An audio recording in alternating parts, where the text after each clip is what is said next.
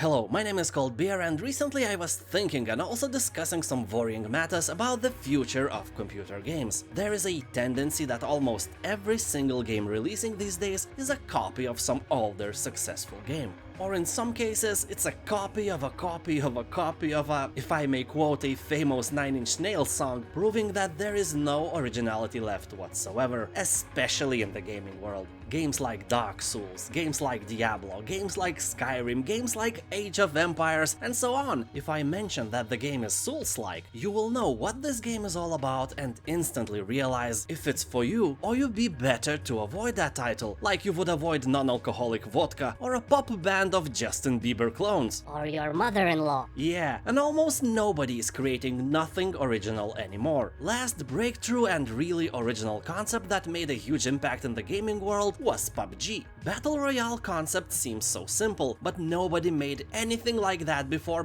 simply because everyone is afraid of losing money over creating something really new. And we are stuck in this circle just like a penis in the pants zipper. Yeah, half of us is in the past, before the zipper, where we remember the new concepts always evolving, creators trying to be as original as possible, trying to find that vein of gold, because it was new era and nothing actually existed. You had to invent everything. We can also remember people blaming Nox for being a lowly clone of Diablo. I literally remember when it was a shame to say that you play Nox in my school, because that meant that you play trash games. But from today's perspective, after the zipper, Nox seems even more original game than many clones of Diablo today, like Path of Exile, Grim Dawn, Volsen, and others. Those are great games, but nowadays nobody is calling them clones, because it's a tendency to take a concept and create a new game on it. We call it a genre now. Take the backbone and grow some muscles.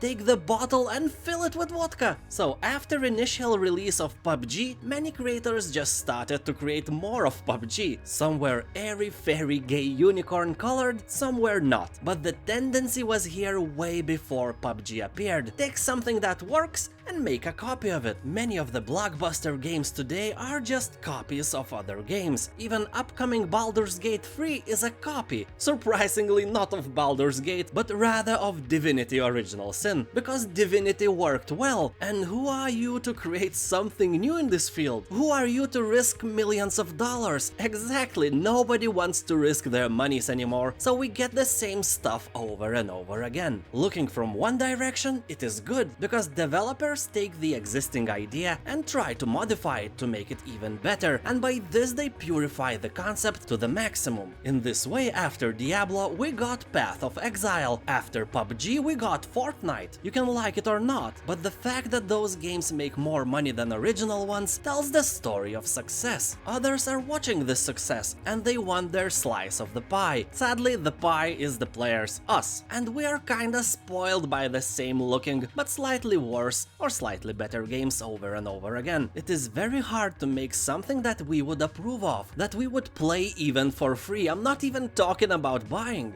Hundreds of companies go bankrupt when they fail to entertain by creating some battle royale that nobody plays. Because you have to develop a game, pay the salaries to the designers and programmers, and then you have to have a smoothly running servers to support it. And that costs a serious amount of money. If your game is not popular enough, you are finished. Basta. Finito. Koniec. Slut. Viso gero, bled. So why creators are chasing money? Why they dip their creative penises in the pool of similar games instead of making something really original that could go viral, something that could make a difference? Well, to be fair, most of the game creators are sure that they will make even better Dark Souls, even better Diablo or Baldur's Gate. Second, many of them think that gamers are kinda stupid robots that play everything that's related to their favorite genre. That is kinda right. We actually like what we like, and many of us just tend to stay that way. Also, to make something that is more than a clone is quite hard. Imagine that you have a task to make a better bicycle. You make a frame from ecological bamboo. Tell everybody that you will plant 7 trees from 1 unit sold. You use no child labor and you pay your employees way above the minimum because you want your bicycles to be very high quality. Well, that sounds cool. You should sell a lot of them, right? Well,